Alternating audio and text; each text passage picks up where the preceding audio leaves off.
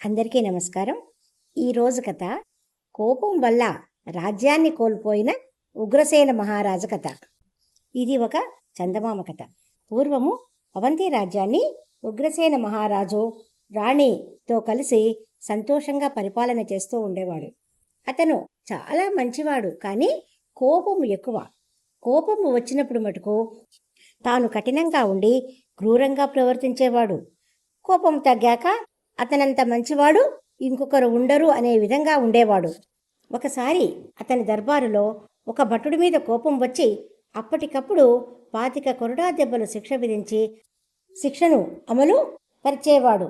వాడు దెబ్బలు తిని పడిపోయాక రాజుకి కోపం తగ్గి భటుడికి వైద్యం చేయించి రాణి వద్దకు పోయి తన కోపాన్ని గురించి, ఆ భటుడికి వేసిన శిక్ష గురించి తెలియచేశాడు. రాణి అంటుంది, మీకు ఇంత కోపం ఉండడం దేశానికి ప్రమాదం అని అంటుంది. నేనేం చేయను, కోపాన్ని అణుచుకోవాలనే ప్రయత్నిస్తాను, కానీ నా నుంచి కావటం లేదు అని అంటాడు.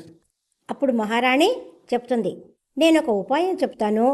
ఈసారి నుంచి మీకు కోపం వచ్చినప్పుడు మరొకరికి మీరు ఏ శిక్ష విధిస్తారో అదే శిక్షను మీరు అనుభవించండి అని అంటుంది. వారం రోజులైనా గడవకముందే ఉగ్రసేనుడికి మరొకసారికి కోపం వస్తుంది. ఆ కోపావేశంలో భటుడికి 25 కొరడా దెబ్బలు శిక్ష విధిస్తాడు. శిక్ష అమలు జరిగాక కోపం తగ్గాక మళ్ళీ రాణి మాటలు గుర్తుకు వస్తాయి. చిన్న తప్పుకి ఇంత పెద్ద శిక్ష విధించాను, ఈ శిక్ష విధించినందుకు గాను నన్ను నేను శిక్ష విధించుకుంటాను అని అనుకుంటాడు. అందుకోసమై అక్కడ ఉన్న భటులలో ఒకరి దగ్గరికి వెళ్ళి కొరడాను వారి చేతికి ఇచ్చి తనను కొట్టమని అంటాడు. అందుకు ఎవరూ ముందుకు రాలేదు. అప్పుడు ఆ విషయాన్ని రాణి దగ్గరికి తీసుకువెళ్ళి చెబుతాడు. అప్పుడు రాణి నవ్వి, చిన్న నేరానికే కొరడా దెబ్బలతో మీరు శిక్షిస్తారు, మీ శాసనాన్ని కాదన్న భటుడిపైన మీకు కోపం రాలేదా? అయితే మీకు శిక్ష అనుభవించాలని లేదు కదా, మీకు కోపం పోయింది కదా అని అంటుంది. ఆ మాటలకు ఉగ్రసేనుడికి అహంకారం దెబ్బతిన్నది. నన్ను కొట్టలేదన్న నేరానికి నేను నా భటులను ఎలా శిక్షించగలను? అచేతనైతే ఆ శిక్షను నువ్వే అమలుపరచు అని రాణితో అంటాడు. అప్పుడు రాణి భటుడి దగ్గరికి వచ్చి కొరడా చేతికి తీసుకొని మహారాజును కొట్టండి అంటుంది.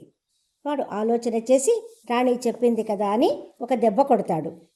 ఆ దెబ్బకి రాజు చేయి చుర్రుమంటుంది. రెండవ దెబ్బ వేసేసరికి రాజు తిరగబడి భటుడి చేతిలో నుంచి కొరడాను లాక్కొని వాణ్ణి తిరిగి 10 కొరడా దెబ్బలు కొడతాడు. రాణి పిలుస్తున్నా వినిపించుకోకుండా మంత్రి దగ్గరికి వెళతాడు. రాణి రాజద్రోహం తలపెట్టింది, ఆమెకు దేశ బహిష్కరణ శిక్ష విధించాను, దాన్ని వెంటనే అమలు జరపకపోతే మీరు కూడా రాజద్రోహిగా ఉంటారు. మహారాజు చెప్పినందుకు గాను మంత్రి రాణిగారిని తీసుకువెళ్ళి అరణ్యంలో వదిలేసి వస్తాడు. తర్వాత రాజుకి కోపం తగ్గి ఆలోచన చేసి పశ్చాత్తాపం చెంది రాణిని తిరిగి అంతఃపురానికి తెప్పించుకుంటాడు. దానితో పాటు రాణికి క్షమాపణలు ఎన్నో చెప్పుకుంటాడు. అప్పుడు రాణి అంటుంది, మీకు ఇంకొక ఉపాయం చెప్తాను. మీరు కోపావేశంలో వేసే శిక్ష వెంటనే అమలు జరపకుండా కొంత విరామం ఇవ్వండి. ఆ విరామ సమయంలో మీకు కోపం తగ్గుతుంది. అప్పుడు మీ అంత మంచివారు ఉండరు కదా అంటుంది రాణి. రాజు తన కింది ఉద్యోగులకు అదే విధంగా చెబుతాడు. తన కోపం గురించి ప్రజలు ఏమనుకుంటున్నారో తెలుసుకుందామని మారువేషంలో దేశమంతా తిరుగుతాడు. ఒకచోట అతనికి తనకన్నా కూడా కోపం ఉన్నవాడు కనపడతాడు. వాడు పని పెట్టుకొని మహారాజుతో గిల్లికజ్జాలు పెట్టుకొని గొడవ చేస్తాడు. చుట్టుపక్కల వాళ్ళు ఉగ్రసేనుణ్ణి శాంతపరచడానికి ప్రయత్నిస్తూ, ఊరుకోండి బాబు, వాడు అసలే కోపిష్టి, కోపం వస్తే మహారాజును కూడా లెక్క చేయడు అని అంటాడు. అప్పుడు మహారాజు, ఎందుకు లెక్క చేయడు, నేనే ఆ మహారాజును అని అంటాడు. ఇప్పుడు వీడు నా కాళ్ళు పట్టుకోకపోతే 50 కొరడా దెబ్బలు కొడతాను అని అంటాడు రాజు. మహారాజు మారువేషాన్ని తొలగిస్తాడు. మహారాజు అని తెలిసి కూడా ఆ కోపం ఉన్నవాడు తన ధోరణి మానక, రాజైతే నాకు లెక్కేంటి, తప్పంతా ఆయనదే, ఆయనే నా కాళ్ళు పట్టుకోవాలి అని అంటాడు. అప్పుడు రాజుకు ఇంకా కోపం పెరిగిపోయింది. కోపంలో మహారాజు ఆ మూర్ఖుడిని ఇంకా కొరడా దెబ్బలు కొడుతూనే ఉన్నాడు. ఆ మూర్ఖుడు కూడా కోపాన్ని ఏమాత్రం తగ్గించుకోకుండా మహారాజును తిడుతూనే ఉన్నాడు. ఇదంతా చూస్తున్న ప్రజలు ఈ మూర్ఖుణ్ణి మహారాజు కొట్టడం ఏమిటి అని ఆశ్చర్యంగా చూస్తున్నారు. కొంతసేపటికి మహారాజుకి కోపం తగ్గి రాణి దగ్గరికి వచ్చి విషయాన్ని వివరించాడు. ప్రజలలో నన్ను మించిన కోపం కలవాళ్ళు కూడా ఉన్నారు.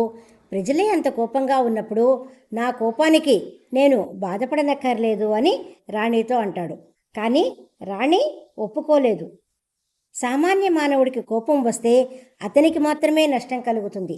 కానీ రాజ్యాన్ని పరిపాలించే రాజుకి కోపం వస్తే రాజ్యానికి ప్రజలకు కష్టం వస్తుంది. కనుక ఇంత కోపం ఉన్న మహారాజువి నీకు రాజ్యార్హత లేదు, ఆ రాజ్యార్హతను నాకు ఇవ్వండి అని అడుగుతుంది. ఏ కళన ఉన్నాడో మహారాజు అందుకు ఒప్పుకొని రాజ్యభారాన్ని మహారాణికి అప్పగిస్తాడు. అప్పుడు రాణి రాజ్యాన్ని పరిపాలిస్తూ ఉంటుంది. రాజు సామాన్య మానవుడిగా ఉండిపోతాడు. రాజుకి అధికారము దండించే హక్కు లేకపోయేసరికి నెమ్మదిగా కోపం కూడా అదుపులోకి వస్తుంది, శాంతంగా మారిపోతాడు. ఈ విధంగా కోపాన్ని తగ్గించుకొని రాజు శాంతపురుషునిగా ఉంటాడు.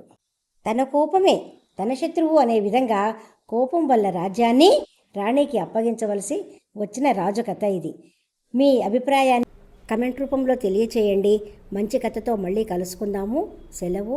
Thank you.